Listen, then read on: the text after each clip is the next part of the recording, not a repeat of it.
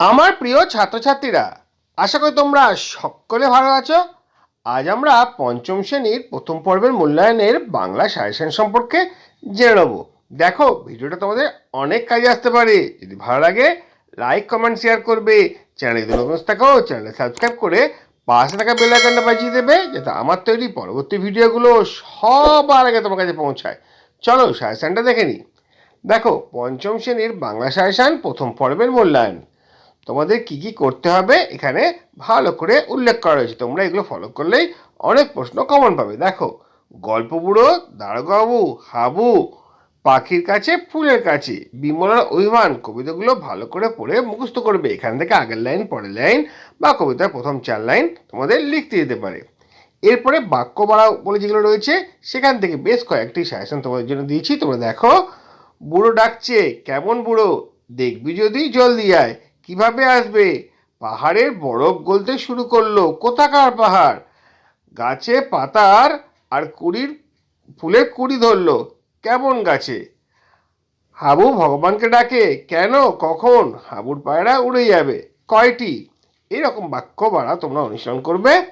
তারপরে কিছু অর্থ লিখতে দেওয়া হয়েছে। দেখো, আজগুবি, প্রত্যুষ, রূপকথা, প্রখর, নন্দিনী আর নির্জন, জখম, বেচারি, কাতর, নালিশ, হুল, পড়োয়া, গাই, গোলগাল, ঝিমধরা, মিনার, দরবার, দুরন্ত, ফরমাস, চুলো, বিভাগী, জুড়িগাড়ি, চৌকিদার, কেতাব, ওয়েসিস, দেউরি। এই কটা হচ্ছে অর্থলেখ, তোমরা অবশ্যই অভ্যাস করবে। তারপরে তোমাদের রয়েছে বিশেষ্য ও বিশেষণ নির্ণয় করো।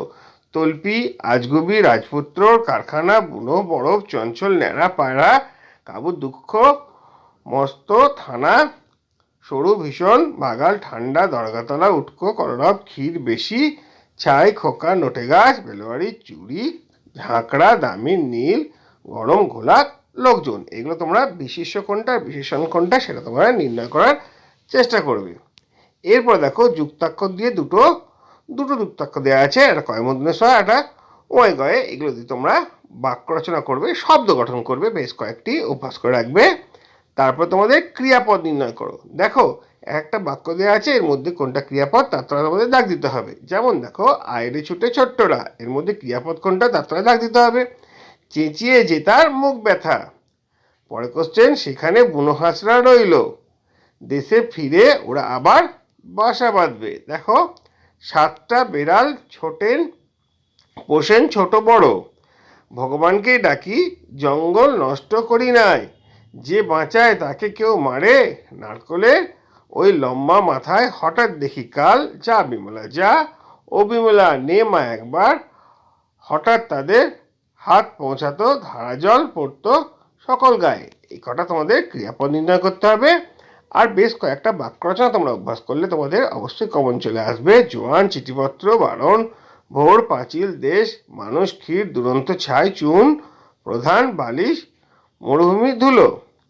এরপর দেখো, বিপরীত শব্দ। পূর্বপুরুষ, কচি, শুকনো, বিশ্বাস, ঠান্ডা, পদ্ম, মস্ত, ঝাল, আসে। সমার্থক শব্দের মধ্যে রয়েছে জল, উলগুলান, জঙ্গল, চাঁদ, পাখি, জোনাকি, গাছ। এরপরে বাক্য ভেঙে দেখাও। কয়েকটা বাক্য আছে অনেক বড় বড়, এটা ভেঙে দুটো বাক্যে তোমাদের করতে হবে। যেমন, আমি লুকিয়ে ছাদে উঠতুম প্রায় দুপুর বেলায়।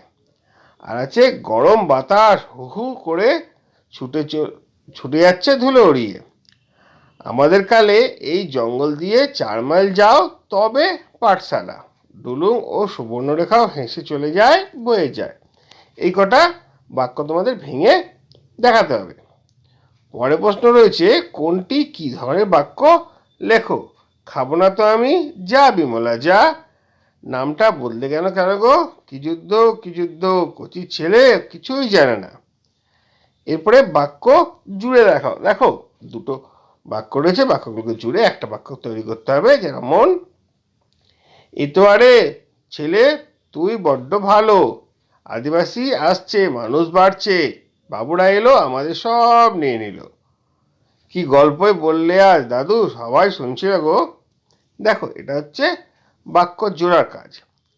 তারপরে রয়েছে কি, দেখো, তারপর রয়েছে শব্দ যুগলের অর্থ পার্থক্য লেখো। প্রায় একই রকম উচ্চারণ কিন্তু দুটোর মানে আলাদা, যেমন ভাঁড় ভাঁড়, বাঁচা বাছা, সোনা সোনা। ঠিক আছে, এরপরে দেখো বেশ কিছু প্রশ্নোত্তর রয়েছে তোমাদের সামনে হাজির করছি, এগুলো তোমরা অনুসরণ করবে। আশা করি এর মধ্যে তোমরা কমন পেয়ে যাবে। রূপকথার কোন কোন বিষয় কবিতাটিতে রয়েছে? গল্পগুলো কাদের তার গল্প শোনাবে না? গল্পগুলো শীতকালের ভোরে ছোটদের কিভাবে ঘুম থেকে ওঠাতে চায়? জোয়ানদের ঘাঁটি কোথায় ছিল? হাঁসেরা আবার কোথায় কখন ফিরে গেল? দুটো বুনো হাঁস দলছুট হয়েছিল কেন?